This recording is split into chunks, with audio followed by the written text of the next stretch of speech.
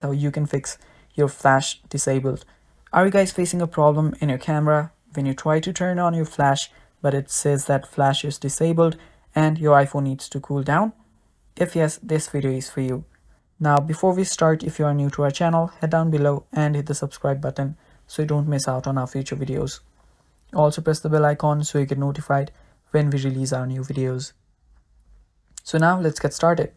So the first step is you will need to turn off your power mode. So here you will see your low power mode. If you have turned it on, turn it off. If you don't have this option right here, you can go to your settings, and after you're on your settings, just go to your battery. You'll find your battery right here, and after you're on battery, you can see the low power mode option. Just toggle this button off. Now after doing that, what you need to do is you'll need to force restart your iPhone.